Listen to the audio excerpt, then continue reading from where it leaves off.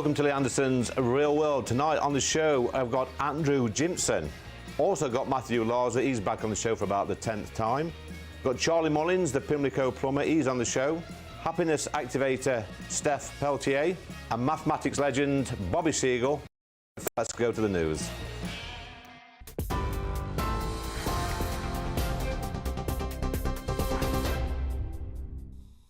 Hello, here are the headlines from the GB newsroom. I'm Tamsin Roberts. The King is returning to public duties following the positive effect of his cancer treatment. Buckingham Palace says King Charles is greatly encouraged to be resuming some public-facing duties and very grateful to his medical team. He's been receiving outpatient care since February and will continue to be treated for the undisclosed form of cancer. A palace spokesperson said His Majesty's medical team are very encouraged by the progress made so far. Charles and the Queen will visit a cancer treatment centre on Tuesday to meet medical specialists and patients. A coroner has ruled the deaths of 3 terror attack victims in Reading were probably avoidable and cited failings of multiple agencies. Friends James Furlong, Dr David Wales and Joseph Ritchie Bennett were fatally stabbed in June 2020 when Libyan refugee Khairi Sadalhawin targeted them in Forbury Gardens. 3 other people were also injured before Sadallah was chased off by an off-duty police officer.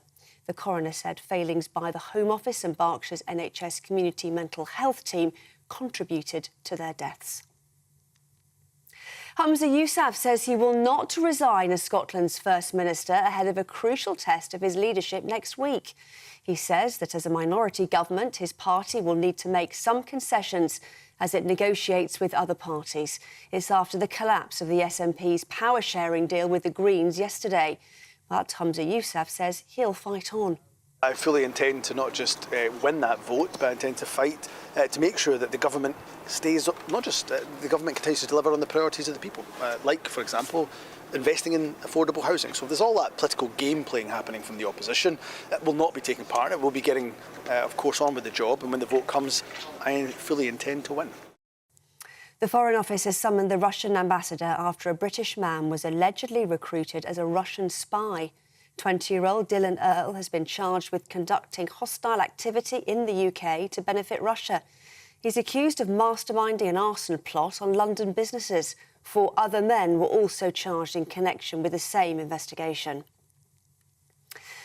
And in a separate case, a former parliamentary researcher has been ordered not to contact MPs after he was charged with spying for China. Christopher Cash, who's 29, and 32-year-old Christopher Berry are accused of offences under the Official Secrets Act. The pair appeared at Westminster Magistrates Court this morning, but were not required to enter any pleas. Both have been granted bail. Well, those are the top stories, and for the latest, do sign up to GB News Alerts by scanning the QR code on your screen, or just go to gbnews.com/alerts. Now it's back to Lee Anderson's Real World.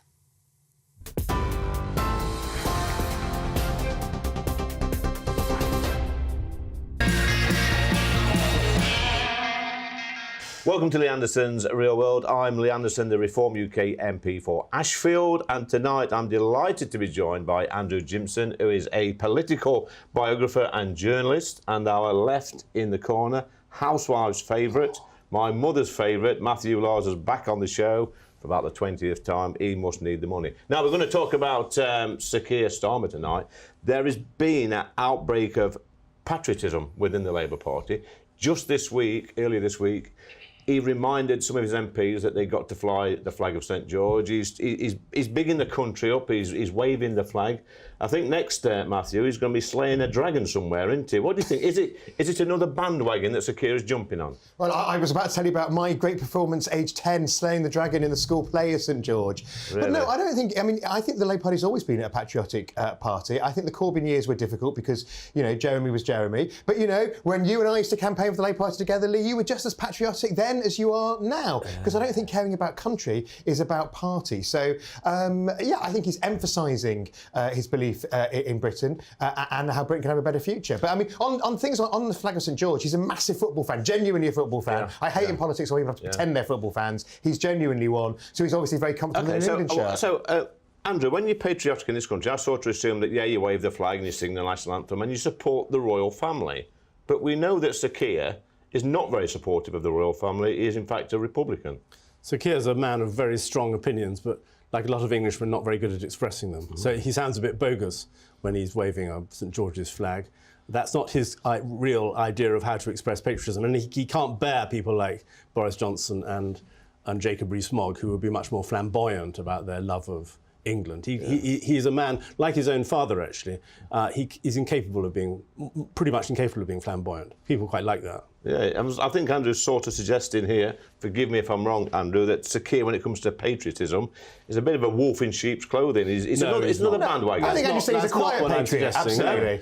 Yeah, I think Andrew's saying he's a quiet patriot. And look, so we are, as Andrew says, there is a kind of English way of expressing your pride, it needs to not sort of. I mean, we don't all walk around with a flag badge like every American politician does. We don't have to do that. It's a more quiet pride. But on every Labour membership card now, Lee, I know you don't have one anymore, but on every Labour membership card now, it is the Union flag. So that's now, is it? We've had it on the sets in the past, but it's the first time it's been on the membership card, yeah. OK. Andrew? Well, Attlee was a great patriot. He was. Did his bit at Gallipoli and all that. Yep.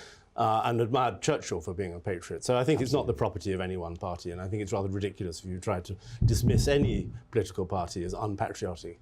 When the next war starts, I'm sure, well, he's a bit old for it now. So am I, thank God, but he'd do his bit, wouldn't he? Well, Sir Keir? Yeah, but of course, all this stuff about universal human rights, that slightly confuses people, because Disraeli, for example, the greatest, in my opinion, the greatest Tory leader, he said that to the rights of man, he preferred the rights of Englishmen. And that resonates with a lot of Tories, including myself, that we have our rights going back to Magna Carta and indeed going back to Anglo-Saxon England, very deeply embedded in our culture. And we don't need this fancy document drawn up in order to tell people what the Second World War was about. I think, Matthew, what sticks in the throat of some people is, I remember, when I was delivering leaflets with Matthew Lawser many, many moons ago, the Emily Thornbery incident, where she was sort of sneering at working class people, flying the flag of St George on their council property somewhere, I think it was in Essex, and I think people still remember that. Yeah, look, I worked for Ed Miliband at the time, and I was with Ed. Ed sacked Emily from the front bench after that incident from my phone at my desk. But she's back on the front bench, isn't she? She's back on the front bench now because she's apologised fully, but at the time it was a very, very ill-judged tweet, and it was weird because it was about somebody flying the St George's flag on a council estate in Kent, and I think Emily grew up on a council estate in Kent. So it was a silly thing to do. But what I'm saying is that Ed, who may have expressed his patriotism in a different way, was equally who thought it was absolutely a great thing that people fly the St George's flag. I mean, it's not. Remember, none of us. The St George's flag wasn't flown very much in the 70s and the 80s. I think because English people just used the Union Jack, and now it's become more of a thing across society, and obviously that. I think what it is, Matthew, and Andrew might agree with it, or he might not, is that you're right. It wasn't flown so much in the 70s, 80s. And early 90s, but I think people, especially in my neck of the woods, they've sort of seen other flags being flown all the time, and they're feeling, hold on a minute, we're feeling a little bit isolated. It's about time we not fought back as such, but actually we're proud of our history, our heritage, our culture, and did a bit of flag waving ourselves.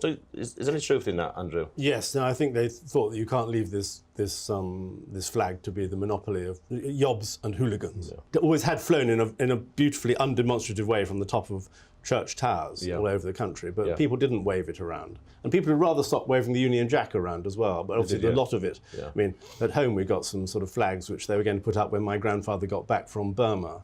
In fact, he got back at about 3 o'clock in the morning, so the flags were not put up. But there were obviously a lot of flags around in 1945, and it has gradually diminished.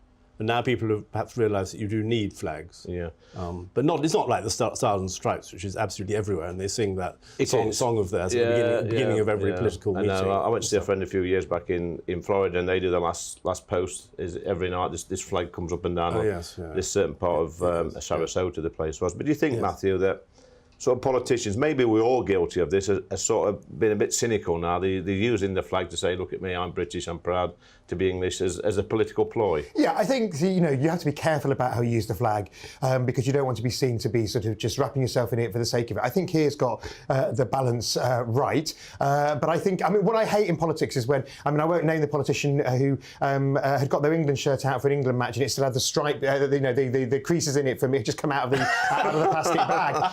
And frankly, you've had that. You've had politicians. I'm thinking of a Tory in this instance, but we've seen politicians of all stripes doing. Just be yourself. Yeah. You know, Keir genuinely wears an England shirt because he goes to England games. Yeah. If it's not your thing, it doesn't have to be your thing. And I think, as Andrew says, we don't want to all be kind of having to drape ourselves on the flag for the sake of it. Yeah. But a quiet patriotism is a good thing. I mean, I suppose Keir enjoys the England matches because they're still taking the knee before the kick-off. That's a whole different debate. Well, it's a different debate, but no, you're right. He does go to the football matches. Yeah.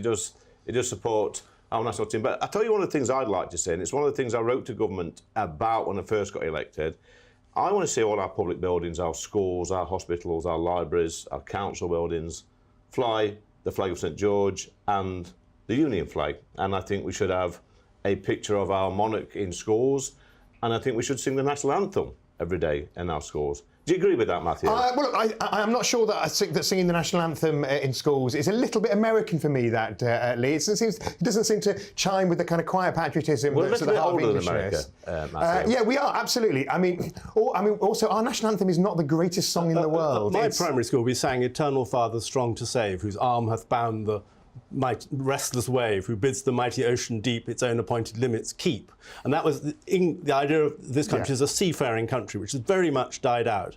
We really should be admiring. I saw there was a school named after Sir Francis Drake, which has renamed itself Two Oaks. This is a very bad thing. Sir Francis Drake was a great man. Like most great men, he had flaws, but he was a great man. So we should be very, very proud of our heroes, many of whom were these very, very brave navigators who went round the world and did things which had never been done. Would that be a problem, Matthew, you know, flying flags at schools?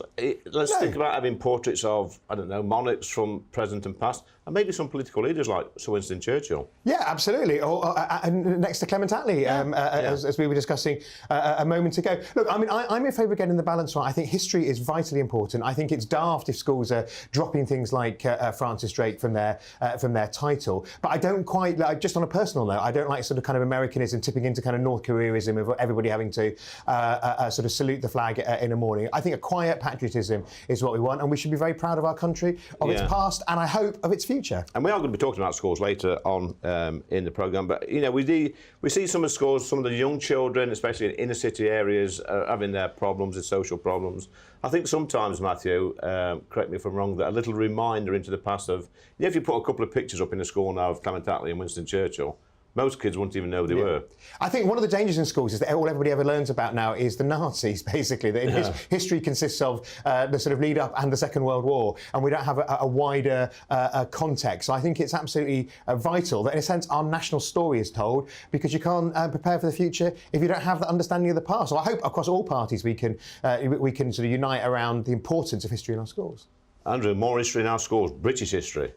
Yes, more history. There are some very good history teachers around. My younger brother teaches history in a comprehensive school, and his pupils think highly of him. Yeah. So it's not total, and they certainly don't just do the Second World War. So it's not.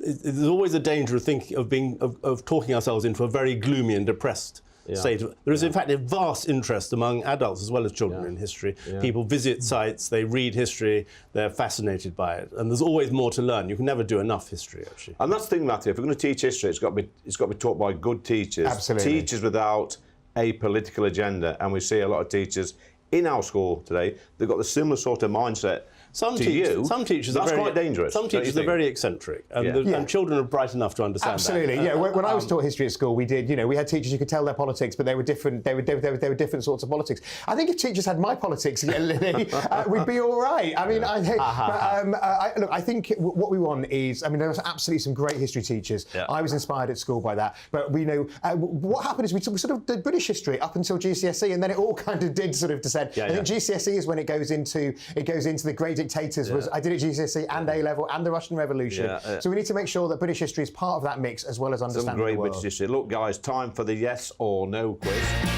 You know the rules. rules, yes or no answer. Sometimes people struggle with that one. The legendary Stephen Pound, he struggles with it. I think the most he's got is 2 out of 5.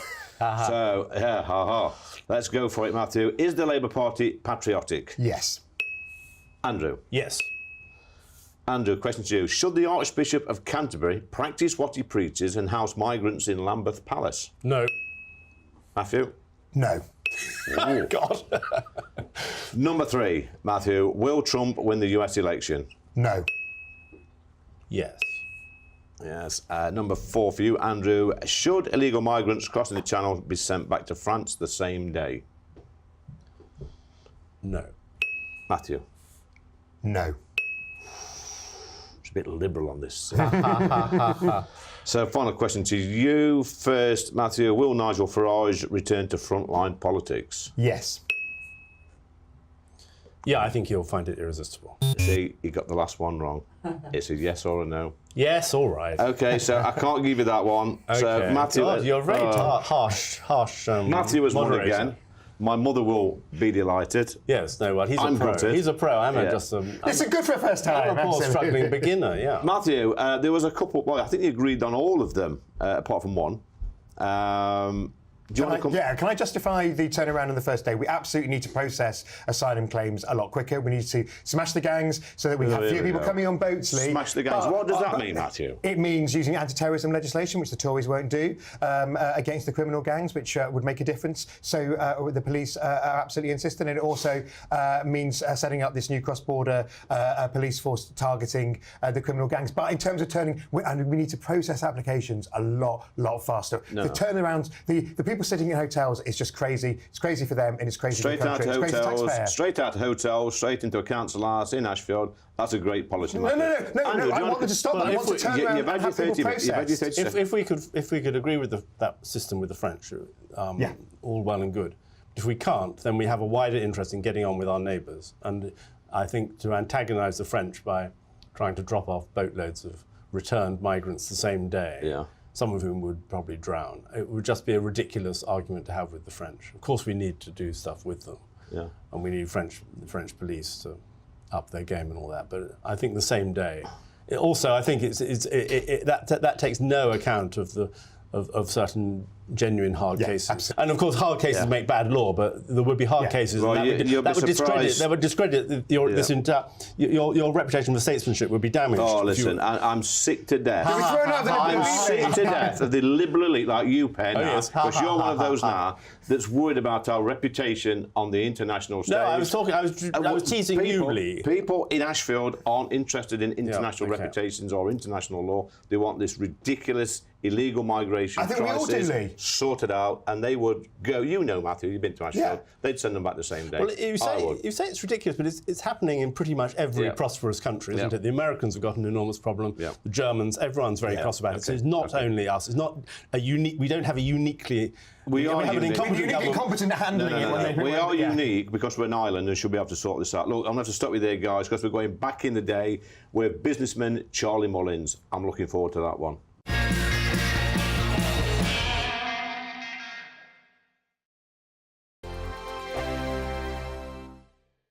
This is GB News, Britain's news channel. The perception of a crime being committed is not based on whether that person intended to commit a crime or not, but whether the victim, in inverted commas, or anybody else for that matter who happened to hear whatever was said, determines that it was motivated by malice or ill will. Most of these things come out in heated exchanges or in, very casual exchanges. And then somebody says, oh, I'm offended or I'm hurt or I'm whatever because this was clearly malicious and it's against me as a black person or a transgender or sexuality, whatever it might be. And somebody says, I perceive this to be motivated by hate. Now, at that point, what is the reasonable test that anybody could apply as to what was in somebody's mind at the time? You don't know what I'm thinking now. I don't know what you're thinking now. Why is it that a crime can be committed on the basis of what somebody is alleged to be thinking? Well, that's also how discrimination often works, because people have worked out these days that saying something or sending an email like one I received some years ago that said, let's go round her place with pickaxe handles and balaclavas and see what we can do. Now, that's an email that was sent about me. People have worked out that you don't do that. But from the circumstance of what happens, if racial taunts were being shouted, if taunts about someone's protected characteristic were being shouted in the run-up to what then happened, it would be pretty obvious that that was a hate crime. But we know, for example, that street preachers have been arrested merely for quoting the Bible and without actually intending, anything beyond that. Every Sunday from 11, join Michael Portillo. There will be topical discussion, looking at the week before and the week to come. So kick back and relax at 11 a.m. on Sundays on GB News with me, Michael Portillo. GB News, the People's Channel, Britain's news channel. Your weekend starts here with Friday Night Live with me, Mark Dolan, 8 till 9 on GB News. Big stories, big guests and big laughs as we get you ready for a cracking weekend. That's Friday Night Live with Mark Dolan. Fridays 8 till 9 on GB News. Bring your own drinks. The admission's free. I'm Andrew Doyle. Join me at 7 o'clock every Sunday night for Free Speech Nation, the show where I tackle the week's biggest stories in politics and current affairs with the help of my 2 comedian panellists and a variety of special guests. Free Speech Nation, Sunday nights from 7 on GB News, the People's Channel, Britain's news channel. Welcome back to Lee Anderson's Real World. I'm smiling because we've got a happiness coach in the room somewhere, but I'm delighted to be joined by Charlie Mullins, who is a British businessman. He's a millionaire. He's the founder of Pimlico Plumbers. He does great work for charity. All started when he was 15 years old. Did you do an apprenticeship straight away, Charlie, when you left Yeah, school? I mean, multi-millionaire. Multi-millionaire. I'm smiling even more now.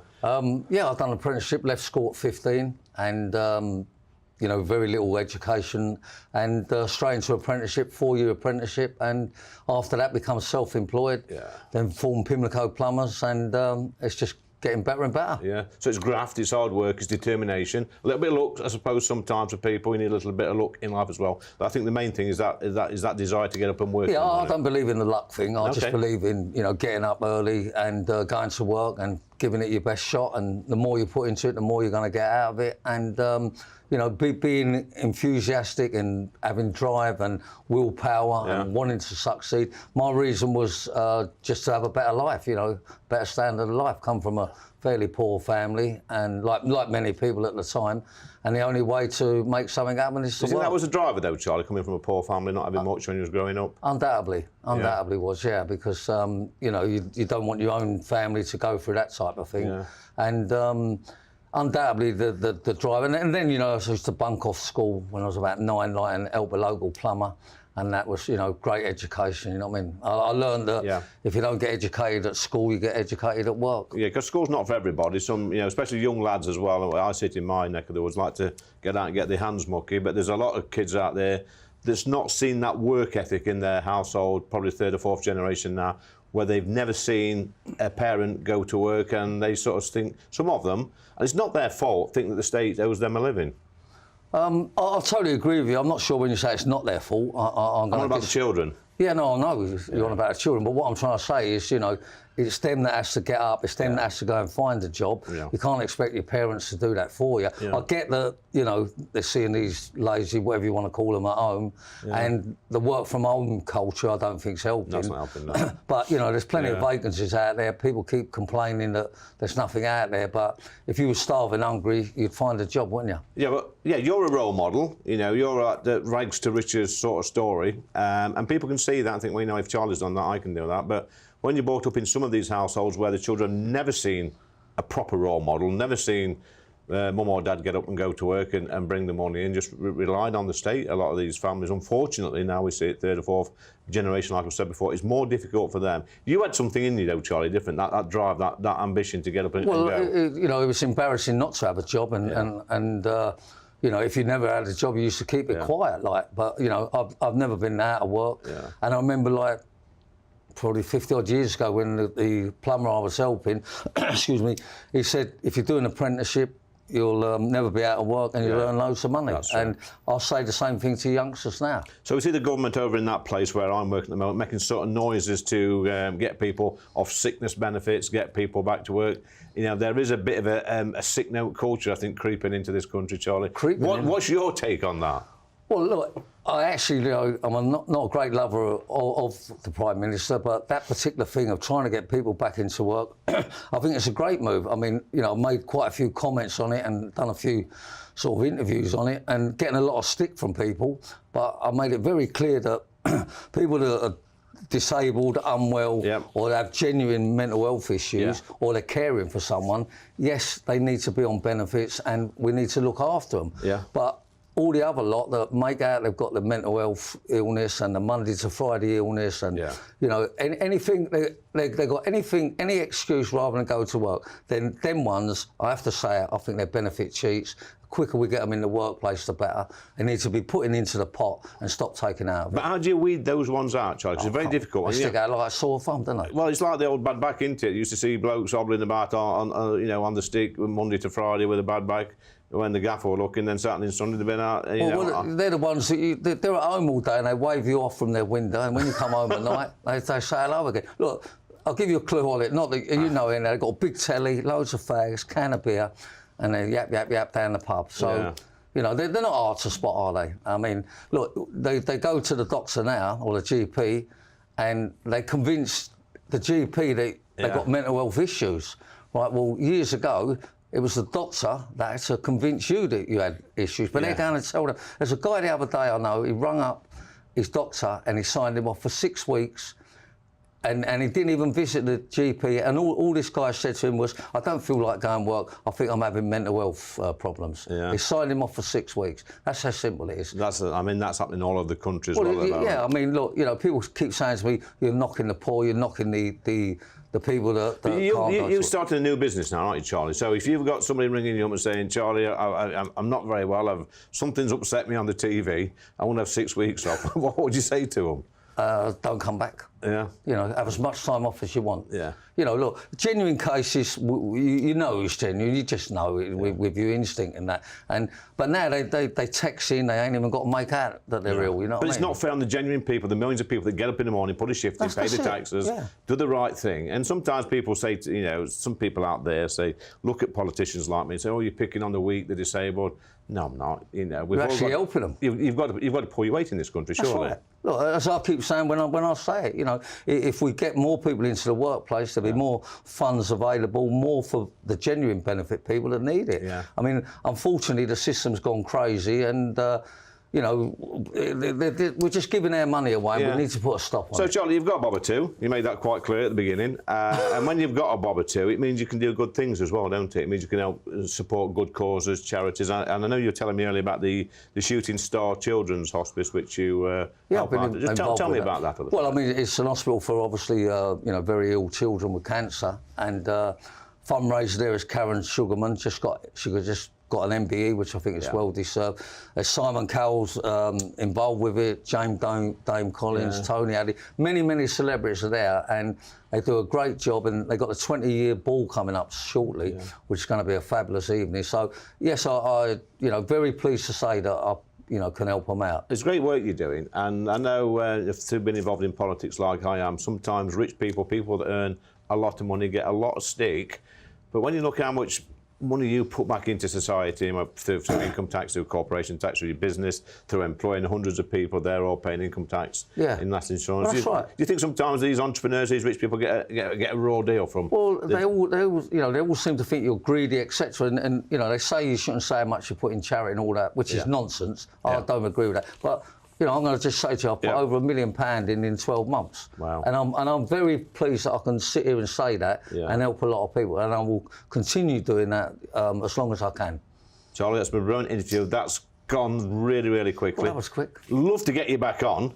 Thanks for that, buddy. But look, coming up next, we've got Bobby Siegel. He's a mathematical genius, and Matthew Larser, and they're going to be talking about why education has failed children over the past year or so since the pandemic.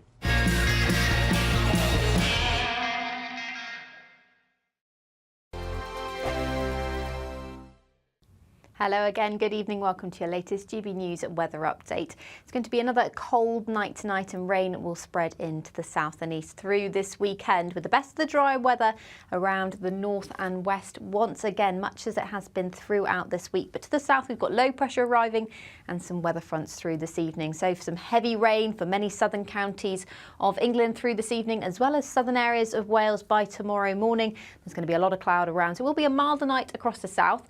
However, in the north, with cloud clearing and it turning much drier, it's going to be another cold start on Saturday morning. We could be down as low as -4 or 5, so expect frost rurally for parts of Scotland and Northern Ireland.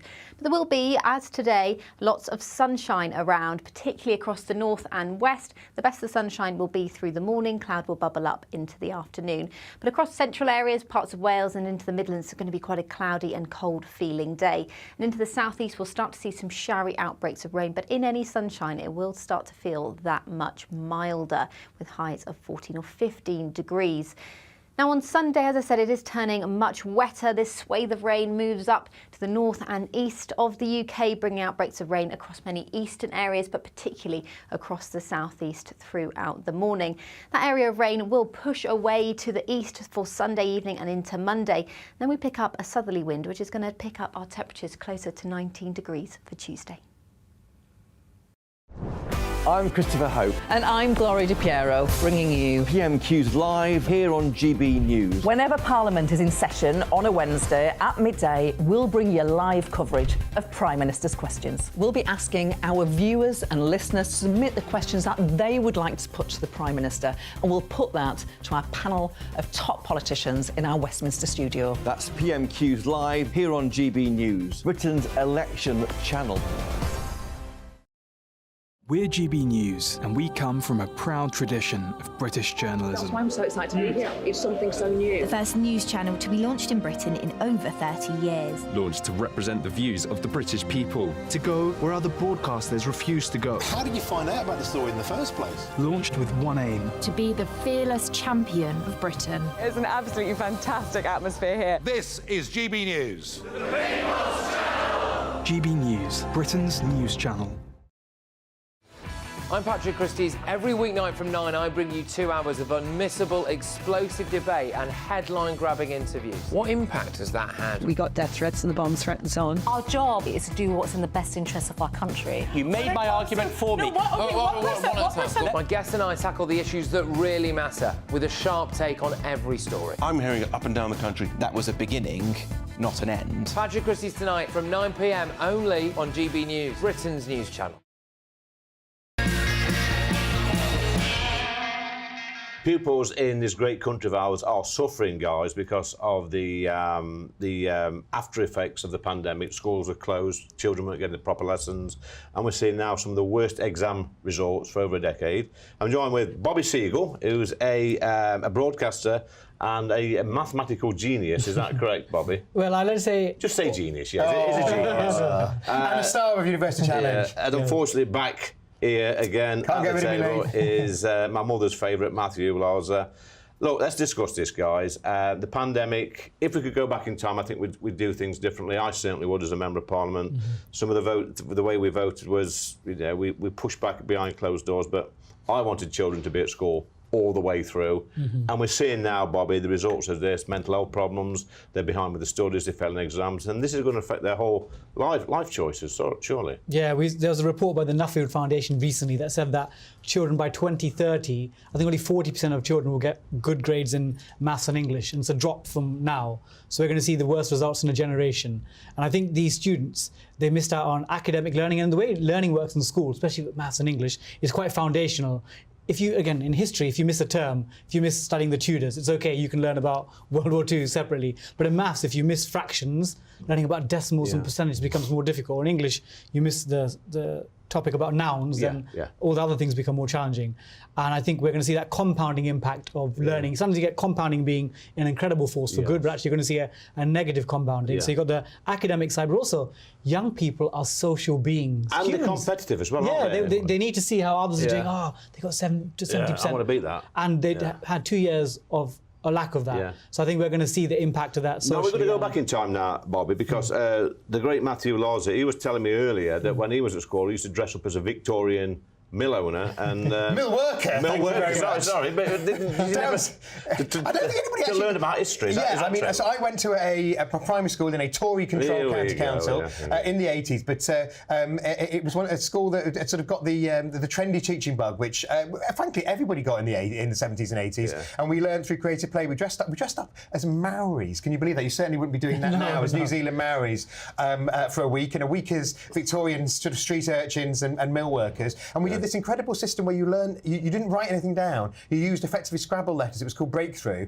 and I think one of David Blunkett, when he became Education Secretary's first act was to scrap it, because it was one of those sort of ultimate trendy ways of of learning. So I don't think we did enough maths in primary school, which is what I think we really missed out on, because as you say, the basics, if you don't have the building blocks, then that makes it so much more difficult later on. I think you get as maths, you get like, if you get a negative experience early on in your life when you're 5, 6 or 11, then for the rest of your life you're scarred and you think, I can't do maths. And I see that as a secondary teacher. So maths, it's not the sexiest of subjects, is it? People look at it like science and think, oh, what's the point? Unless Bobby's teaching it. And, back in the day when you were at school, you could understand why we needed maths, because there was no calculators, no computers, and stuff like that. We had calculators by the time I was at school. Well, we did when I was at school. I think they were just coming in. Did you have slide rule?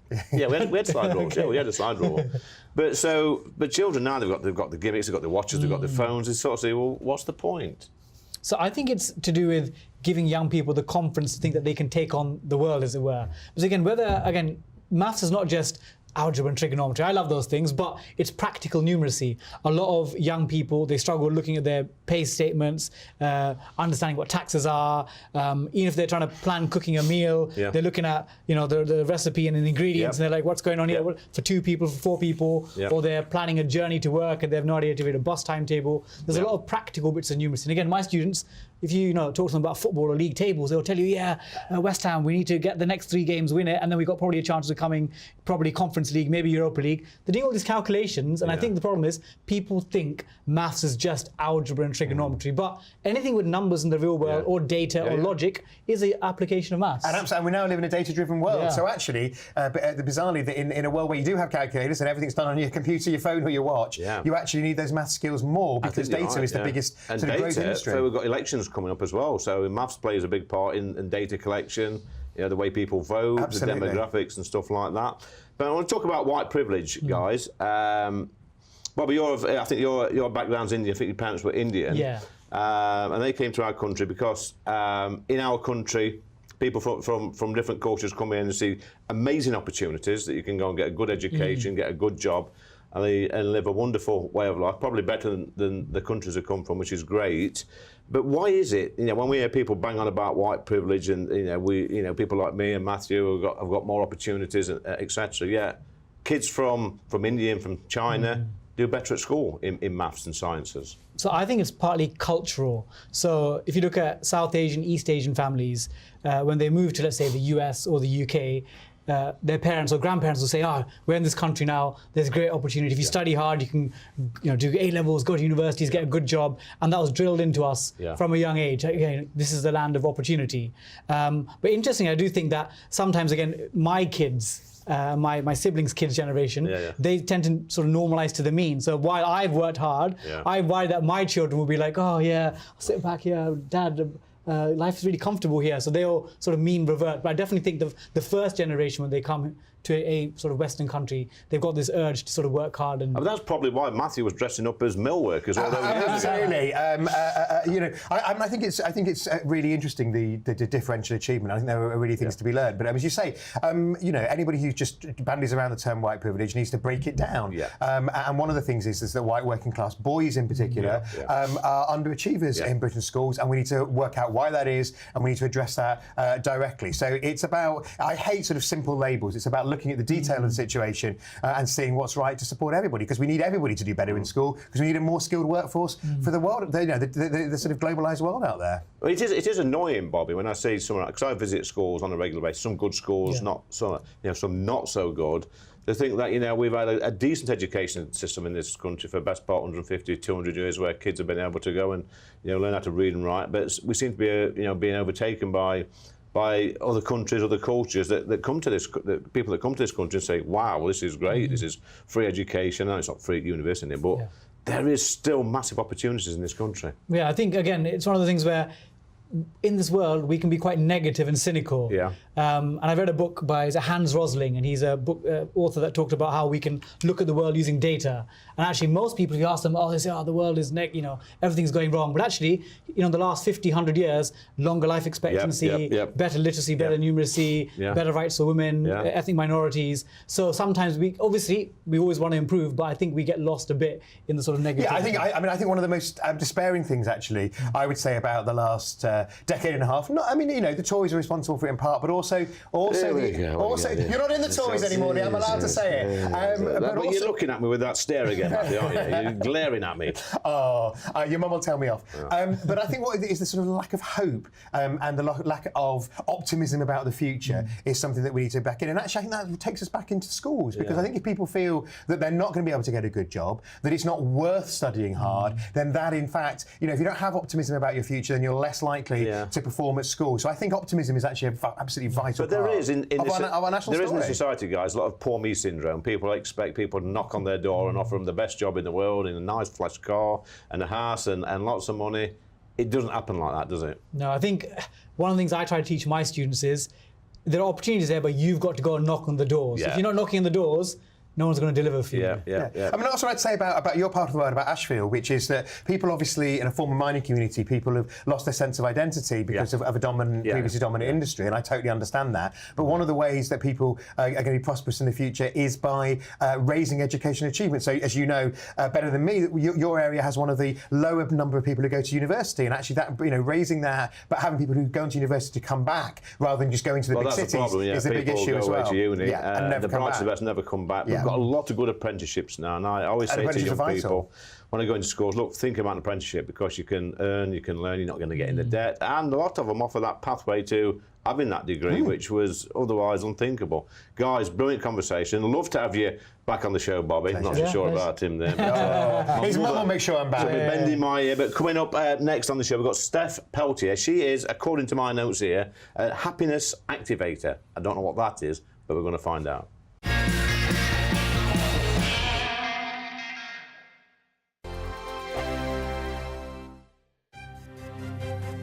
GB News Breakfast, every day from 6 a.m.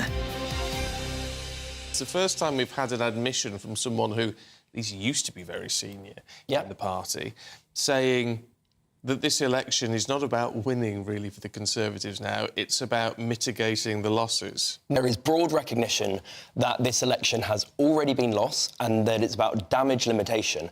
And it is really important, because it's the difference between whether, if Labour win a slim majority, then the fight is on for the next election. I know it seems silly to look 5 years ahead, but it does make a difference, versus basically accepting that we have 10 years of Labour government ahead. Having an acknowledgement that the Tories are going to lose, and lose badly, disastrously maybe, having that acknowledgement coming from somebody so senior is very demoralising for everybody else in the party, but also doesn't it make it then look rather immoral for them to just drag on right through to maybe November? Personally, I think Rishi Sunak should name the date now.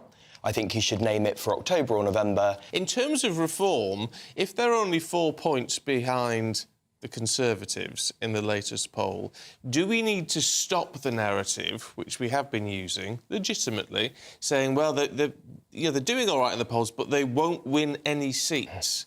Do we need to change that perspective now? I think it's really difficult to say. It depends on Reform's electoral strategy. There's a lot of evidence that in certain parts of the country with certain demographics, they do have a really good chance.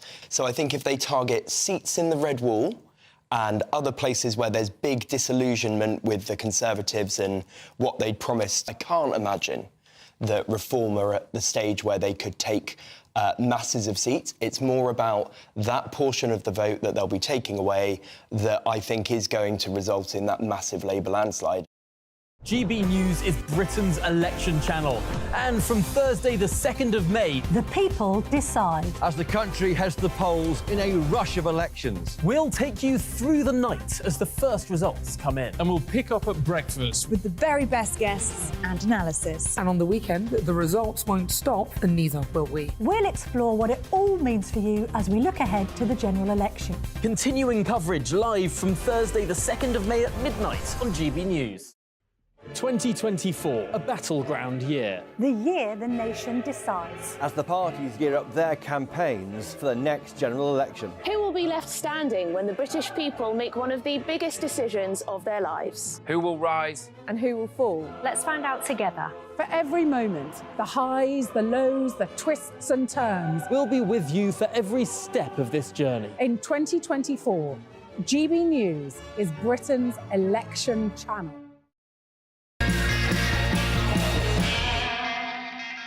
Welcome back to Lee Anderson's Real World. I've got to talk slow because I'm with Steph Peltier. She's warned me. She's a French lady. Been here, what, 20-odd years? 20-odd years, that's right. You started life back in a place called Cannes in France. I was born in Cannes, indeed, yes. Yes. Where the sun always shines. OK. It's not shining here, though, today, is it, Steph? I didn't come here for the weather. But you are a happiness activator. That's correct. For the people viewing at home, and for me, who's got no idea what a happiness activator is, tell me all about it. Well, I studied the science of happiness. Yeah.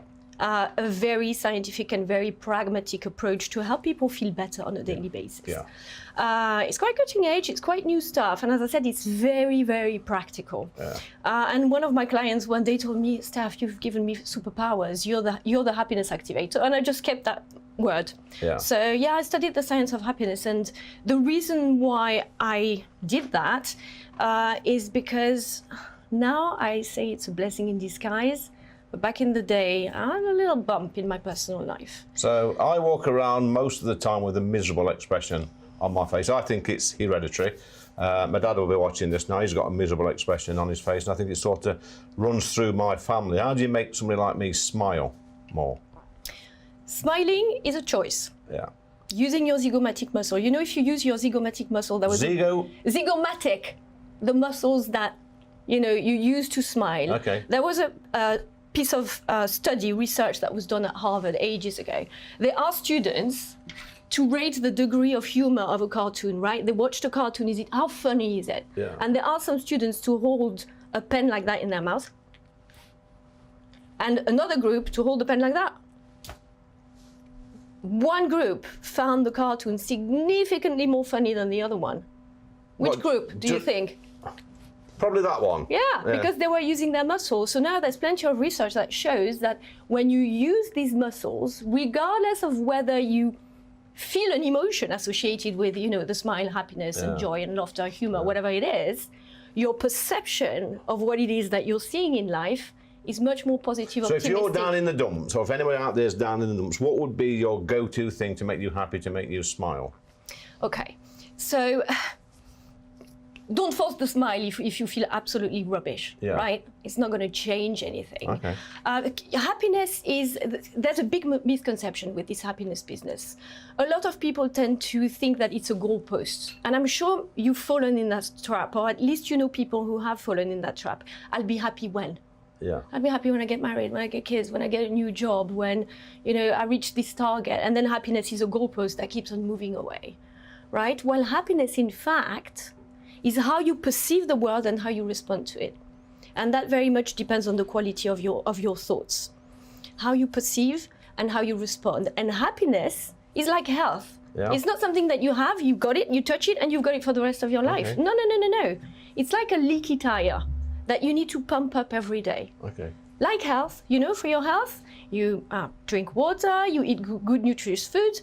I'm hoping that you exercise a little. Well, not really. I mean, I'm sensing, Steph, quite a bit of happiness coming off you today. There's not much happiness coming off me, because I think sometimes, depending on what sort of job you do, it's all well and good saying you've got to be happy, you can smile, you can be a lot better, but sometimes people are in situations, whether it's their personal life, whether it's a lack of a social life, their job, whatever, can put people in like a permanent state of being unhappy.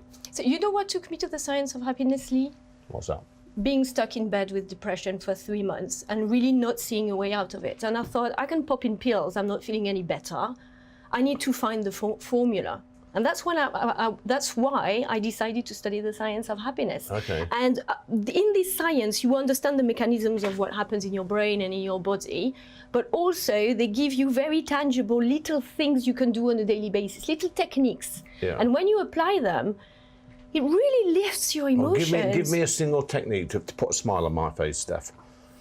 The brain processes imagination and reality in a very similar manner. It believes everything you tell it.